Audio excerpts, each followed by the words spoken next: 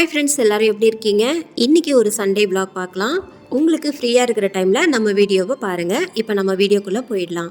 காலையில் எழுந்ததுமே பார்த்தீங்கன்னா டீ எல்லாம் குடிச்சு முடிச்சதுக்கப்புறமா தான் விலாக் எடுக்கவே ஸ்டார்ட் பண்ணேன். இன்றைக்கி வீடியோ போடலாமா வேணாமா அப்படின்னே யோசிச்சுட்டே இருந்தேன். சரி, ரொம்ப வேலை இருக்கே, நம்ம எப்படி வீடியோ போட்டுருவோமா, இல்லை சமைக்கிறதுக்கு வேறு லேட் ஆகிடுமே அப்படின்னு நினச்சிக்கிட்டே இருந்தேன். சரி, வீடியோ எடுக்கலாம். ஏன்னா ஒரு வாரம் ஆகிடுச்சு லாங் வீடியோ போட்டு. நான் ஏன் சிரிச்சேன்னா, என் பையன் முன்னாடி இருந்துட்டு சிரிப்பு காட்டிகிட்டே இருந்தான். அதனால தான் சிரிப்பு வந்துருச்சு. என்னடா ஷார்ட் வீடியோ நிறைய போட்டுகிட்டே இருக்குமே, நம்மளை பற்றி எந்த ஒரு கமெண்ட்டும் வரலையே அப்படின்னு நினச்சிட்டே இருந்தேன். இன்றைக்கி ஒரு கமெண்ட் வந்துருச்சு. குறை சொல்கிற கமெண்ட் தான். அவங்க என்ன சொன்னாங்கன்னா, ஏன் புருஷன் கீரை ஆஞ்சு கொடுத்தாதான் நீங்கள் செய்வீங்களோ அப்படின்ட்டு சொல்லியிருக்கிறாங்க. இதை வேற சோஷியல் மீடியாவில் வேற சொல்கிறீங்க. கலிகாலம் ஆயிடுச்சான். ஏன் ஹஸ்பண்ட்னா வேலைக்கு மட்டும்தான் போயிட்டு வரணுமா? வீட்டு வேலையை சரிபாதியாக எந்த வேலையும் செய்யக்கூடாதா? அது மட்டும் இல்லாமல் கீரை, இந்த முருங்கைக்கீரை மட்டும் இல்லை, எந்த கீரை வாங்கினாலும் என் ஹஸ்பண்டு தான் ஆஞ்சு கொடுப்பாரு, க்ளீன் பண்ணி கொடுப்பாங்க. மீன் வாங்கிட்டு வந்தால் மீனை க்ளீன் பண்ணி கொடுப்பாங்க. எல்லா வேலையுமே பண்ணுவாங்க. பாத்திரம் தேய்ப்பாங்க. சில டைம் எனக்கு உடம்பு முடியலன்னா சமைக்கவும் செய்வாங்க. ஏன் இதெல்லாம் செய்யக்கூடாது, பொம்பளை மட்டும்தான் செய்யணும், ஆம்பளைங்க எதுவும் செய்யக்கூடாதுன்னு ஏதாவது ரூல்ஸ் ஏதாவது இருக்கா? அப்படி ஏதாவது ரூல்ஸ் இருந்தால் சொல்லிடுங்க, நானும் தெரிஞ்சுக்கிறேன். ஏன் புருஷன் என்ன வேணாலும் பண்ணுவார். நான் சோசியல் மீடியாவில் சொல்கிறேன். அவருக்கே எந்த ஒரு இதுவும் இல்லை. உங்களுக்கு என்ன போச்சு? உங்களுக்கு வீடியோ பார்க்கறதுக்கு இஷ்டம் இருந்தால் பாருங்கள், இல்லைன்னா மேலே தள்ளி விட்டுட்டு போயிட்டே இருங்க, அவ்வளோதான், சிம்பிள். கலிகாலம் ஆயிடுச்சு அப்படின்ட்டு. கலிகாலம்னா என்னதுன்னு சொல்கிறீங்களா தயவு செஞ்சு? எனக்கு அப்படின்னா என்னன்னே புரியல. எந்த காலமாக இருந்தாலும் ஆணும் பெண்ணும் சரிசமம் அப்படின்ட்டு பாருங்கள். எல்லாருமே ஒன்று தான், எல்லாருக்கும் ஒரே உயிர் தான், சரிங்களா? எப்போவுமே கிச்சனே காட்டிகிட்டு இருக்குமே, சரி ஒரு டிஃப்ரெண்ட்டாக துணி காய போடுறதெல்லாம் காட்டலாமே சொல்லிட்டு தான் என் பையனை வீடியோ எடுக்க சொல்லிவிட்டு நான் துணி காய போட்டுட்டு இருந்தேன். எல்லா துணியுமே பார்த்தீங்கன்னா மிஷினில் இருந்து தான் எடுத்தேன். கொஞ்சம் கையில் துவைக்கிற துணியும் இருந்தது. இந்த யூனிஃபார்ம்லாம் பார்த்தீங்கன்னா நான் கையில் தான் துவைப்பேன். ஏன்னா அது காலர்லாம் இருக்கிற அழுக்கெல்லாம் போகாது. சில பேர் என்ன பண்ணுவாங்கன்னா காலர் நல்லா தேய்ச்சிட்டு அப்படியே மிஷினில் போட்டுருவாங்க. அது எனக்கு பிடிக்கவே பிடிக்காது. நான் அதனால் என்ன பண்ணுவேன்னா கையிலே துவைச்சிடுவேன். மாடி இருக்குது, ஆனால் அங்கே போயிட்டு துணி காய போட மாட்டேன். ஏன்னா அது பார்த்தீங்கன்னா ஏணி மாதிரி இருக்குது, ஸ்டெப்ஸ் மாதிரி போடல. அவங்க சிமெண்ட்லாம் வச்சு ஸ்டெப்ஸ் மாதிரி போடல, ஏணி மாதிரி போட்டிருக்காங்க. அதில் ஏறுறதுக்கே கொஞ்சம் பயம். அதனால் நான் மேலே ஏறவே மாட்டேன். இந்த வீட்டுக்கு வந்ததுலேருந்தே மேலே ஏறினதே கிடையாது. இந்த குட்டி குட்டி துணியெல்லாம் பார்த்தீங்கன்னா இந்த ஸ்டாண்ட்லேயே போட்டுருவேன். ஏன்னா அப்போ கொஞ்சம் காஞ்சிரும், இல்லைன்னா அதுக்கும் தனியாக கிளிப்லாம் போட்டுட்ருக்கணுமே அப்படின்னு சொல்லிட்டு தான் இதில் போட்டுருவேன். இந்த ஸ்டாண்டுமே பார்த்தீங்கன்னா நான் அமேசான்லேருந்து தான் வாங்கியிருந்தேன். இப்போது வாங்கி ஒரு 3 வருஷத்துக்கிட்ட ஆகிடுச்சு. ரொம்பவுமே நல்லாயிருக்கு. இந்த வேலையெல்லாம் முடிக்கிறதுக்கு எனக்கு 1 மணி கிட்ட ஆகிடுச்சு. அதுக்கப்புறம் தான் கிச்சனுக்கு போயிட்டு சமைக்கிறதுக்கே ஸ்டார்ட் பண்ணேன். இன்றைக்கி மீன் தான் வாங்கிட்டு நல்லா க்ளீன் பண்ணி வச்சுருந்தாங்க. இன்றைக்கி மட்டும் இல்லை, என்றைக்குமே பார்த்தீங்கன்னா கல்யாணம் ஆனதுலேருந்தே அவர் மட்டன் சிக்கன் எது வாங்கிட்டு வந்திருந்தாலும் சரி அவரே க்ளீன் பண்ணி நீட்டாக ஃப்ரிட்ஜில் வச்சுருவாங்க. அதுக்கப்புறம் தான் நான் போயிட்டு சமைப்பேன். சில டைம் நான் 8 மணி வரைக்கும் தூங்கிட்டு தான் இருப்பேன். அவர் காலையிலே எழுந்து மீன்லாம் வாங்கிட்டு அழகாக க்ளீன் பண்ணி எடுத்து ஃப்ரிட்ஜில் வச்சுருவாங்க. அதுக்கப்புறம் தான் நான் சமைக்கவே ஆரம்பிப்பேன். இப்படி தான் எங்கள் வாழ்க்கையே போயிட்டுருக்குது. நல்லா தான் போயிட்டுருக்குது, ஜாலியாக தான் இருக்குது. ஆனாலும் நம்மளை சுற்றி நம்ம ஏதாவது சோசியல் மீடியாக்களை வந்துட்டாலே நம்மளை பற்றி குறை சொல்கிறதுக்குன்னே கண்டிப்பாக யாராவது வரதான் செய்வாங்க. இதை பற்றிலாம் நம்ம கவலைப்படக்கூடாது. நாம் நம்மளுடைய லைஃப்பை அழகாக வாழ்ந்துட்டு ஜாலியாக போய்கிட்டே இருக்கணும். இவங்க இதை பேசுகிறாங்க, இவங்க அதை பேசுகிறாங்கன்னு சொல்லிட்டு நம்ம அதெல்லாம் காதில் வாங்கிட்டு இருந்தோம்னு வச்சுக்கோங்களேன், நம்மளோட வாழ்க்கை நல்லாவே போகாது, ரொம்ப கஷ்டமாயிடும். அதனால் இந்த மாதிரி ஏதாவது பேசிட்டு இருக்கிறவங்க பேசிக்கிட்டே தான் இருப்பாங்க. அவங்க வாயை மூடவே முடியாது இல்லையா?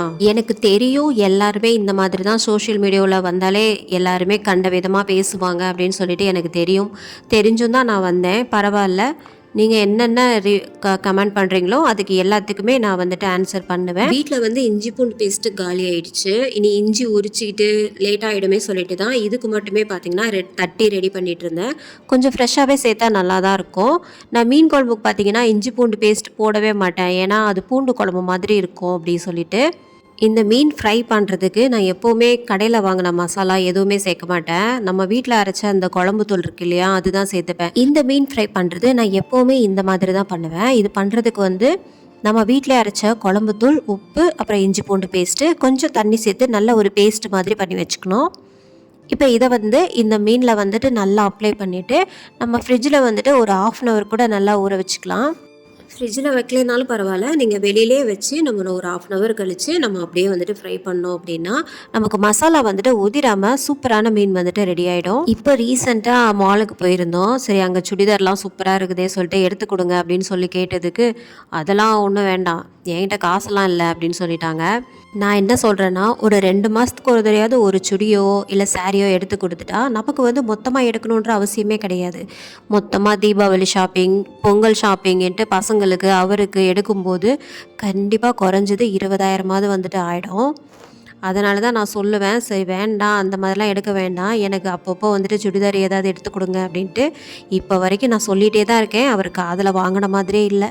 எங்களுக்கு கல்யாணம் ஆகி ஒரு 6 மாதத்துக்கிட்ட தனியாக தான் இருந்தோம். சரியா, எந்தவித சப்போர்ட்டும் இல்லாமல் தனியாக தான் வந்துட்டு இருந்தோம். ஆனால் மாமியார் வந்துட்டு அந்த டைமில் வந்துட்டு கூப்பிட்டாங்க, வீட்டுக்கு வாங்க, எதுக்கு அங்கேயே இருக்கீங்க அப்படின்னு சொல்லிட்டு.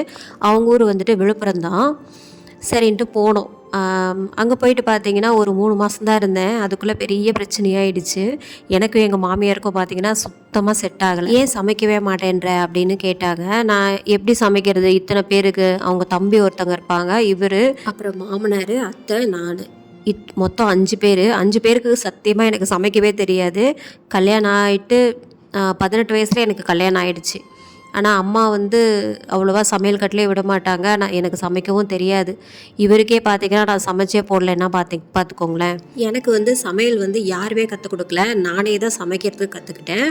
இந்த யூடியூப்லாம் எனக்கு தெரியவே தெரியாது. நான் கொஞ்சம் கொஞ்சமாக தான் வச்சு நானே தான் கற்றுக்கிட்டேன்.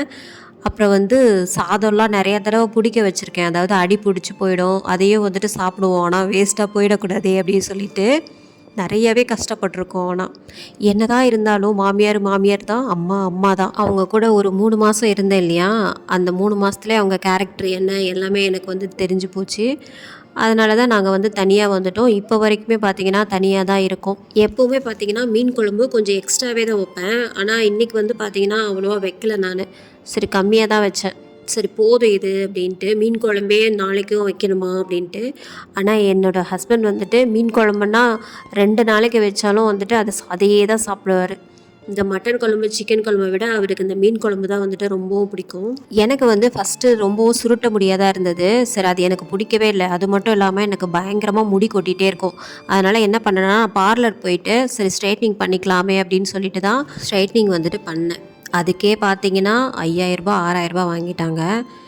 ஃபஸ்ட் டைம் வந்துட்டு பண்ணுறப்போ ரொம்பவும் பயமாகவே இருந்தது. ஐயோ முடி போயிடுமோ, இல்லை ஏதாவது டேமேஜ் ஆகிடுமோ, இல்லை என்ன ஆகுமோ தெரியலையே அப்படின்ட்டே நான் வந்துட்டு ரொம்ப பயந்துகிட்டே இருந்தேன்.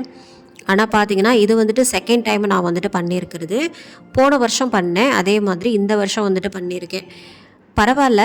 ஆனால் வந்து முடி கொட்ட தான் செய்யும். நமக்கு வந்து ஹீட் படுது இல்லையா, ஸ்ட்ரைட்னர் அது வந்து ஹீட் இல்லையா, அதனால் கண்டிப்பாக வந்து முடி கொட்ட தான் செய்யும். நிறைய பேர் வந்து இவ்வளோ காசு கொடுத்து பண்ணணுமா அப்படின்னு யோசிப்பீங்க. நானுமே தான் பயங்கரமாக யோசித்தேன், என்னடா இவ்வளோ காசு போகுதே அப்படின்ட்டு.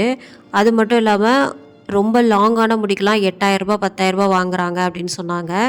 எனக்கு வந்து கொஞ்சம் கம்மி தான். அதனால் வந்து எனக்கு வந்து 6,000 என்னவோ வாங்கினாங்க.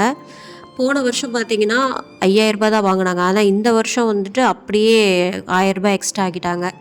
அப்புறம் நீங்கள் 3 மாதத்துக்கு எண்ணெய் வைக்கக்கூடாது, தலை விரிச்சியே தான் போட்டு வைக்கணும், தலைமுடி வந்து கட்டவே கூடாது, அப்புறம் கிளிப்பு போடக்கூடாது, இல்லைன்னா உங்களுக்கு ஸ்ட்ரைட்னிங் வந்துட்டு மாறிடும் அப்படின்லாம் சொல்லி பயமுறுத்துனாங்க. நானுமே பார்த்தேன், சரி கிளிப்பு போடாமல் எப்படி இருக்குது, பேண்டு போடாமல் எப்படி இருக்கிறது, தலைமுடியை விரித்து போட்டுகிட்டே ரொம்ப நாள் வந்துட்டு இருக்கவே முடியாது அப்படின்னு சொல்லிட்டு ஒரு 2 நாள் மட்டும் தலைமுடி வந்து விரித்து போட்டே இருந்தேன்.